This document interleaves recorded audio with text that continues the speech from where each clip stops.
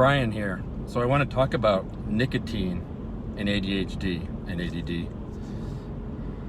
So first I want to talk about how I think it kind of works with ADHD, and I want to compare how it works with someone without ADHD.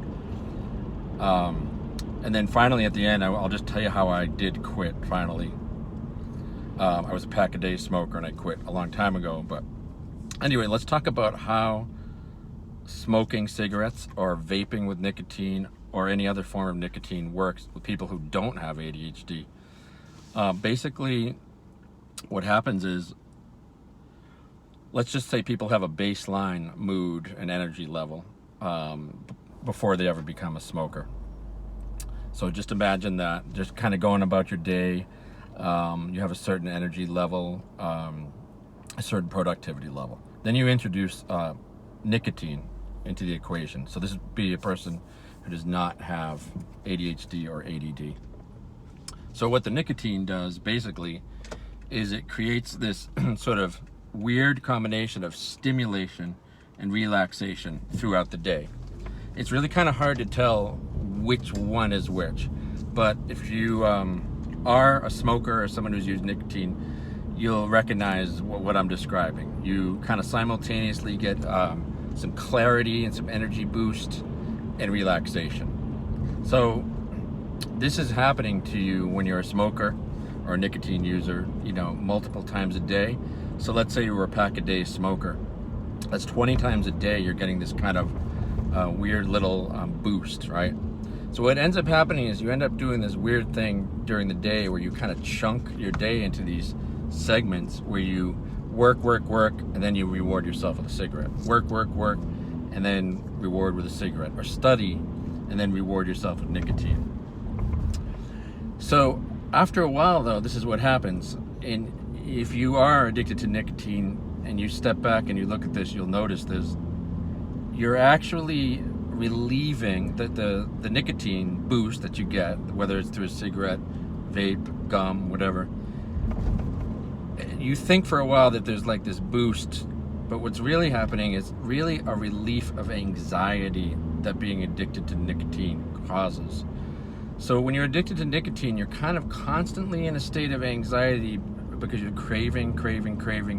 And then when you have that cigarette, it temporarily stops that anxiety. So you start to kind of fool yourself to think that you're still getting this nice relaxation or boost or whatever you want to call it. But really what's happening is you're just relieving anxiety. Okay, now I'm basing this, not because I'm a doctor, I'm really basing this on experience. All right, now let's say you have ADHD, attention deficit disorder, or ADHD with the hyperactivity piece. So now think about how complicated this is. You're already in a situation before you ever became addicted to nicotine where you're fractured, your attention is fractured all the time, it's splintered. It's very difficult for you to keep a flow throughout the day. Your energy comes and goes, your attention comes and goes. And this might be why people who have ADHD get attracted to self-medicating, whether it be through coffee or nicotine. So my experience with being a smoker and being a young person with ADHD was that when I first started smoking, I had clarity. I felt clarity of mind. I was like, oh, okay, I'm able to kind of like stop for a moment and feel clear-headed. And I didn't feel all of that crazy confusion, that ADHD can cause. And so, maybe in that first year of smoking, and I quickly got up to a pack a day, I really appreciated that feeling. It allowed me to get through studying, and I remember at the time I was working at a restaurant, I would, I think I was cooking, assistant, like a line cook, and I would cook, and it would be so hard. We would be so busy serving dinner, and then I would step out and have that cigarette, and again, I'd get that clarity break, and that sort of weird combo of relaxation and rejuvenation that a cigarette can make you feel, right? But then, as I was saying before, over time, really, it took me a while to realize that what was really happening is I was actually just really anxious whenever I didn't have nicotine. And so really smoking and getting that hit of nicotine was just relieving that temporary anxiety. And at some point, I think my ADHD symptoms actually became worse, because not only was I dealing with like the foundation of my symptoms, but layering on top of that the nicotine, it just was really brutal. And I remember I had a family member that I worked for a while, and he basically said, look, he's like, you know, your attention was already kind of, you know, wavering when you first started working for me. He's like, but when you added cigarettes, it was just shot, you know. So quitting nicotine, there's a lot of ways to do it. I'll just tell you the way that I did it. It was a little bit unusual. I tried a lot of things, but ultimately I quit because we were about to have a son. We were about to have a baby in our family. I didn't want to have him come into this world and then have a dad who was a cigarette smoker. So I thought it was a good time to quit. I had tried before some different things, nicotine gum things. So I guess in a way the timing was right. So I do believe that there is a good time to quit. There's not a perfect time to quit, but I wouldn't try to quit if you're in the middle of final exams. I wouldn't try to quit if you just started a brand new job, per se. I mean, that's my opinion. I would try to quit when things are a little bit lined up in your life. It doesn't have to be perfect. And I would set a date on the calendar, and that's what I did. So here's what I ultimately did. I bought my least favorite carton, which is 10 packets of cigarettes. So that's 10 times 20, 200 cigarettes. So that's 10 days of smoking for me. I bought some menthol ultralight 100s. They were disgusting.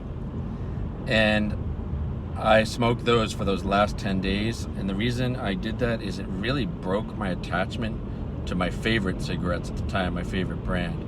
So it broke a little bit of that psychological attachment.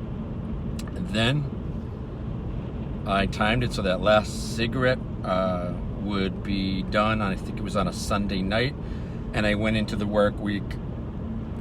Basically, I picked a work week that wasn't where I had too many projects, and I basically quit cold turkey. So I stopped. I drank a ton of water, and I started jogging, running. I did eat a lot of sweets. I just made a decision that I'm going to have coffee, I'm going to have sweets, I'm not going to worry about it as long as I do not smoke. And I quit. Did I gain weight? Yes, I did. But here's something I noticed, and it took maybe 6 weeks, I think.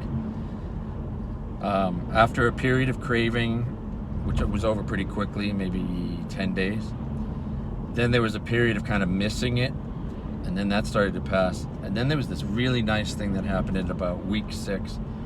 I started to get clarity of mind to, you know, the level of pre-nicotine, being, you know, before I was a smoker. I still had my ADHD symptoms, of course, but they got better because I took away that layer of constant push and pull with nicotine and that constant cycle of having to relieve the anxiety of not having the nicotine in my system. So I just had a more peaceful outlook.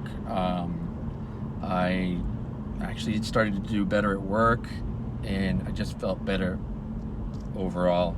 And that was over 20 years ago, and I have not had a cigarette since. So that's my thing about ADHD and smoking, and I hope you get something out of that. Thank you.